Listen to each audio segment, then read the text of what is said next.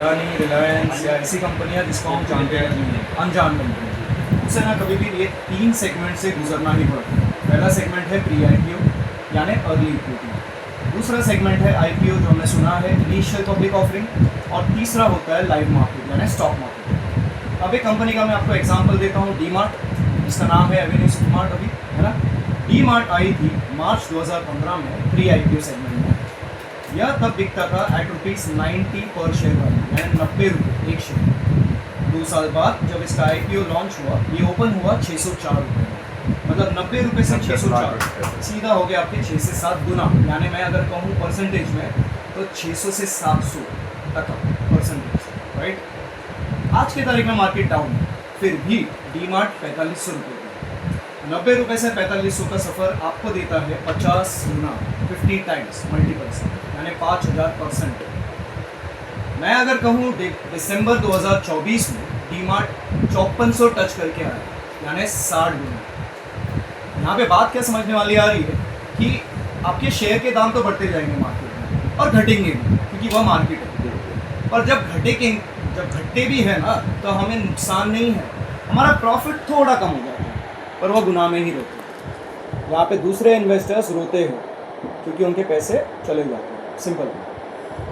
अब मैं एक एग्जांपल देता हूँ। आपने सिर्फ 9000 रुपये लगाए हैं मार्केट में, तो 4500 के भाव में आपको मिलेंगे कितने? 2 शेयर्स, है ना। पर यही 9000 जब आप प्री आईपीओ में निवेश करते हैं तो 90 रुपये के हिसाब से आपको मिलते हैं 100 शेयर्स। और ये जो क्वांटिटी है ना, ये हमारे लिए बहुत मायने रखती है एक रिटेल इन्वेस्टर के लिए। यह 100 शेयर आज के वैल्यू के हिसाब से 4500 के हिसाब से आपके होते हैं 4.5 लाख रुपए।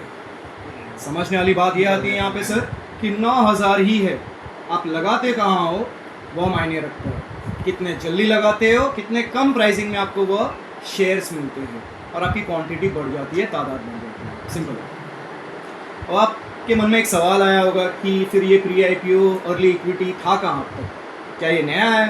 जी नहीं, ये बरसों से चला आ रहा है, पर ये तभी बड़े बड़े लोगों के लिए था और आज भी बड़े लोगों के लिए है। ये बड़े लोगों का ही खेल है। अगर मैं कहूँ कि ये प्राइवेट इन्वेस्टर्स HNI यानी हाई नेटवर्थ इंडिविजुअल, जैसे बॉलीवुड के बड़े बड़े celebrity, businessman, politician, sports personality, ये उनके लिए। डोमेस्टिक इंस्टीट्यूशनल इन्वेस्टर यानी DIR, मतलब बड़ी बड़ी बैंकें जैसे SBI, एक्सिस, HDFC या म्यूचुअल फंड फर्में या LIC, ये उनके लिए। मैं कहूँ फॉरेन इंस्टीट्यूशनल इन्वेस्टर जो बाहर की कंपनियां हैं वह भी निवेश करती है अपनी कंपनियों में इंडिया, और इन्वेस्टमेंट बैंक। तो क्यों ये सेगमेंट सिर्फ इन लोगों के लिए? मान के चलते हैं कि सर की एक कंपनी है, वह ओनर है उस कंपनी के और उसका वर्थ है 10,000 करोड़ वो कंपनी का, पर सर के पास कैश नहीं है। तो कैश क्यों नहीं है? क्योंकि वो सारे एसेट्स के रूप में है। अब उनको कैश की आवश्यकता है क्योंकि उनके बिजनेस जो है लगे हुए हैं, तो उनको 500 करोड़ की आवश्यकता है। एक रिटेल इन्वेस्टर के पास अगर 500 करोड़ होते तो रिटेल इन्वेस्टर के लिए सवाल ही नहीं पैदा होता। तो इन लोगों के पास 500 नहीं 5000 करोड़, 10,000 करोड़ बहुत चिल्लर की तरह निवेश कर सकते हैं। पर ऐसी आंख बंद करके कोई करेगा? जी नहीं। इनका सारा पुख्ता यानी ड्यू डिलिजेंस, यानी इनके सारे कंपनी के पेपर्स, डॉक्यूमेंट्स, सारा कुछ क्रॉस वेरीफाई होता है, उसके बाद वह लोग निवेश करते हैं, फंडिंग देते हैं। वो मैं आगे बताऊंगा कैसे। हम लोगों के लिए यानी रिटेल इन्वेस्टर के लिए हमेशा से या तो ये सेगमेंट लगा तो आईपीओ, वरना स्टॉक मार्केट तो है, नुकसान नफ़ा वही का गेम है। पर हमारी कंपनी फिनशॉप ने सोचा क्यों ना इनको यहाँ पे मौका दो। पहले तो ये तादाद में बहुत है, यानी मास है, वॉल्यूम है। दूसरा, इन्हें भी ऐसे तरह की अपॉर्चुनिटी चाहिए, ऐसा सुनहरा मौका चाहिए जिसकी तलाश में ये यहाँ वहाँ सब जगह घूम रहे हैं, और इनको झूठा वादा करके या मैं कहूँ टका में, छोटे से टका में निपटा रहे। कौन निपटा रहे ये भी बताऊँगा, राइट। ओके, अब आते हैं कि एक रिटेल इन्वेस्टर के लिए क्या मायने रखता है समझने के लिए। मार्केट में कोई भी मार्केट ले लीजिए, एक रिटेल इन्वेस्टर के लिए ये चारों पॉइंट बहुत ही ज़्यादा ज़रूरी होता है। एंट्री पॉइंट यानी आप एंट्री कब मार रहे हो, एग्जिट पॉइंट यानी आप एग्जिट कब ले रहे हो। उसके अलावा क्वांटिटी ऑफ शेयर्स यानी आपकी मात्रा शेयर्स की वो ज़्यादा से ज़्यादा होनी चाहिए। अगर हम शेयर मार्केट में निवेश करें, आपको 2 या 3 शेयर मिले, उससे आपको कुछ फ़र्क नहीं पड़ेगा पर वही 200 या 300 मिले तो काफ़ी फ़र्क पड़ता है। और राइट प्राइसिंग यानी उसका रेट, उसका भाव सही होना चाहिए, तभी तो वह क्वांटिटी के रूप में आपको मिलेगा। सिंपल है। पानी नहीं है। यूनिक सेलिंग पॉइंट, ये पहले तो पूरी तरह से सिक्योर है सेबी द्वारा, यानी securities and exchange board of India, जो गवर्न बॉडी है। सेफ और लीगल भी है, क्योंकि आपके अर्ली इक्विटी यानी वह शेयर्स जो आईपीओ से पहले आपको मिलते हैं वह आपके एनएसडीएल यानी नेशनल सिक्योरिटीज डिपॉजिटरी लिमिटेड और सीडीएसएल यानी सेंट्रल डिपॉजिटरी सर्विसेज लिमिटेड में आ जाते हैं, ट्रांसफर हो जाते हैं। दूसरा ये कि आपको ये मिनिमम वैल्यूएशन प्राइस पर शेयर यानी कम से कम दाम में मिलता है अर्ली स्टेज में, जिस वजह से आपको मल्टीपल में रिटर्न्स मिलते हैं, राइट।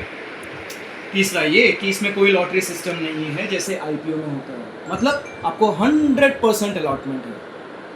वह लोग धक्का खाएंगे आईपीओ में, बिडिंग करेंगे और निराशा पाएंगे, पर आप हंस के मुस्कुराएंगे, क्योंकि आपको वही शेयर्स जितनी मात्रा में चाहिए कम से कम दाम में प्राप्त हो चुके हैं आपके अकाउंट में।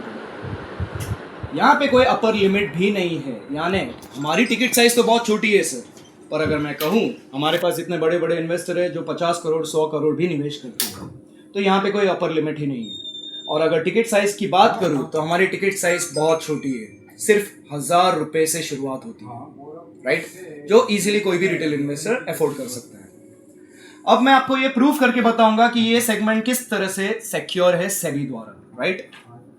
आइए जानते हैं।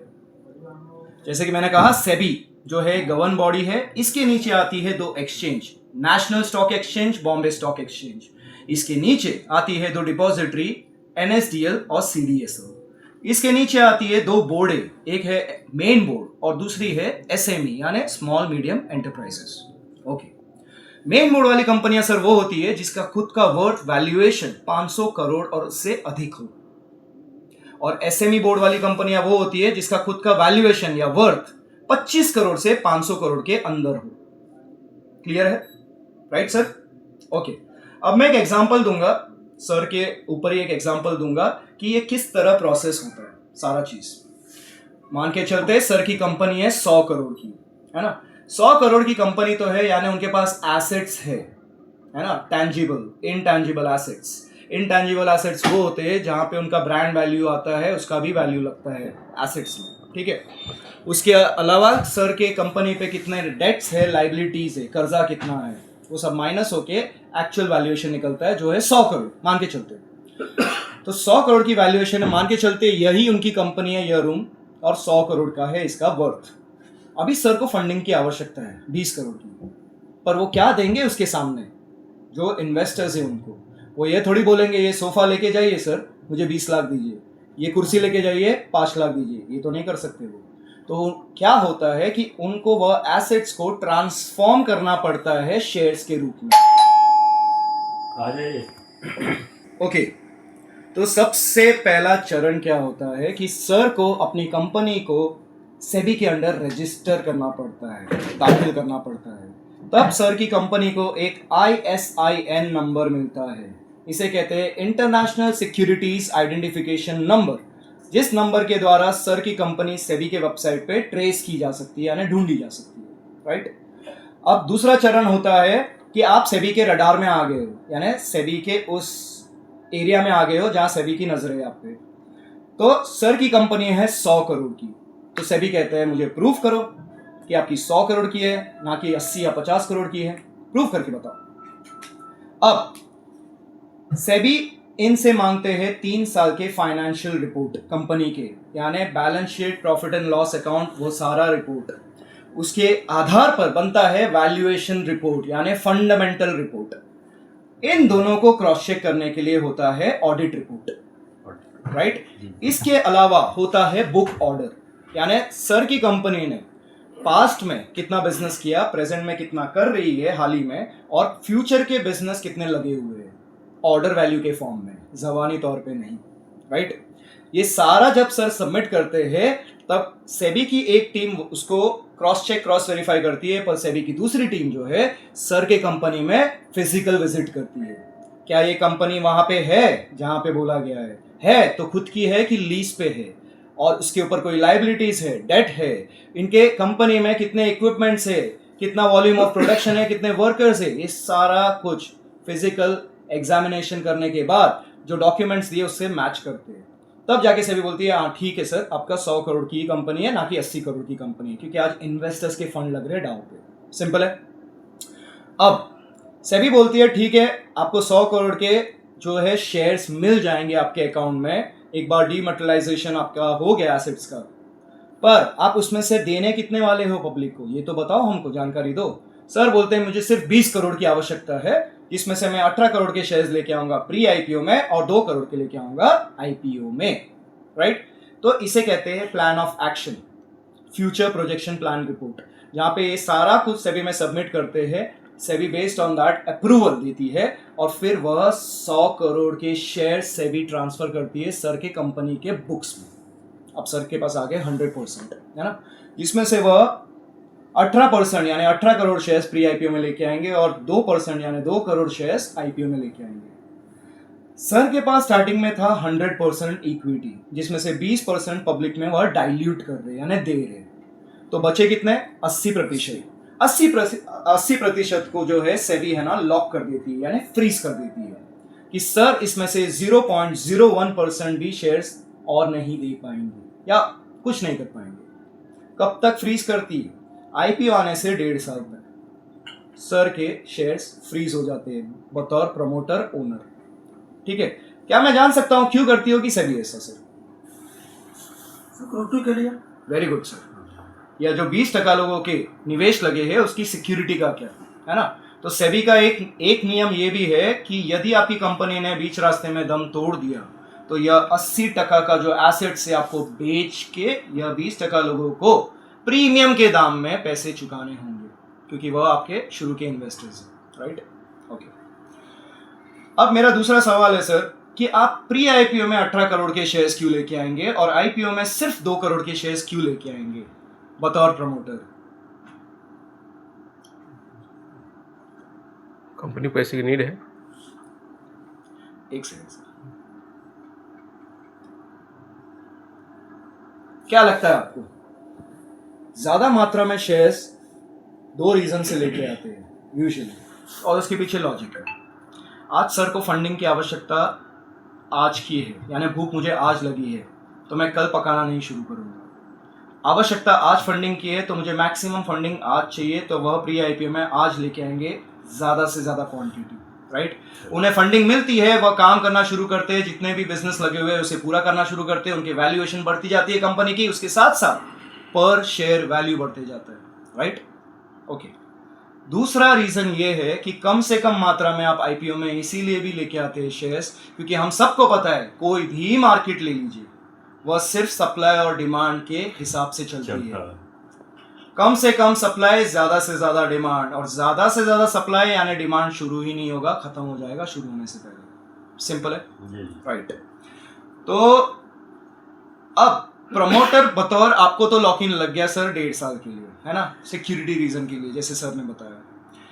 अब हम बतौर इन्वेस्टर सर, हमको सेबी लॉक इन करती है 6 महीने के लिए, आईपीओ आने से 6 महीना हमारे भी शेयर्स जो है अर्ली इक्विटी के वह फ्रीज हो जाते हैं।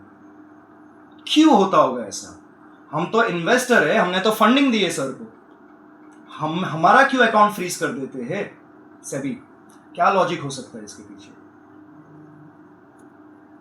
क्या लगता है सर? जानकारी दी। अच्छा, आपको कुछ सर जानकारी। ओके, सेबी कहती है आप प्री आईपीओ के इन्वेस्टर हो, अर्ली इक्विटी के इन्वेस्टर हो, आपको 20 रुपए, 40 रुपए, 60 रुपए, 80 रुपए, 100 रुपए, 200 रुपए में शेयर्स पड़े हैं कम से कम दाम में। आईपीओ आने पे यह खुलेंगे 80, 150, 250, 500, 800, 1500 में। मार्केट खराब मत कीजिए, शांति से बैठिए, अपने शेयर के वैल्यू बढ़ते हुए देखिए। मार्केट खराब क्यों मत कीजिए? क्योंकि मैंने जैसे कहा सप्लाई डिमांड का ही खेल होता है। यहाँ पे कम से कम शेयर आ रहे हैं 2 करोड़ के, अगर लॉक इन नहीं लगाया तो यह 20 रुपए वाला 80 रुपए में एग्जिट ले लेगा, यानी 4 गुना तो उसे प्रॉफिट हो गए, पर दूसरा इन्वेस्टर जब एंट्री मार रहा है उसको 4 गुना ज्यादा में पड़ रहा है ऑलरेडी। और दूसरी बात, 2 करोड़ के ही शेयर आ रहे हैं, लॉक इन नहीं लगा तो सारे बेच देंगे, सप्लाई इतना हो जाएगा, डिमांड शुरू होने से पहले खत्म हो जाएगा। तो सेबी कहती है आराम से, इत्मीनान से 6 महीना बैठिए, उसके बाद आप एंजॉय करिए आपका कितना भी गुना हो गया पैसा लाठी ना करा तो लोग बेचेंगे। बेच के वही। निकल, कोई 10 दो का गुना बेच दे, बेचेगा, कोई 3 गुना वही। बर्दाश्त करेगा। हाँ, 10 का तो- बेच ही होगा तो लोग निकल जाएंगे, रुकेंगे ही नहीं। और पहुंचने ही नहीं देंगे। तो मार्केट खराब हो जाती है इससे, और उसको मार्केट को रेगुलेट करना है। अच्छा, तो ठीक है ना, हमारे लिए तो फायदे का ही है। 6 महीने की बात है। क्यों 6 महीने की बात है? क्योंकि हम लकी है, हमारे लिए 6 महीने की बात है। पर जिन लोगों के बारे में मैंने आपको पहले बताया ना, ये सारे, इनको 1 साल का लॉक इन लगता है सेबी का, और खुद कंपनी के प्रमोटर को 1.5 साल का। मतलब हम एकदम सुपर सेफ जोन में हैं, राइट? ओके, आई होप इतना क्लियर हुआ होगा सर आपका, है ना? अब आगे बढ़ते हैं।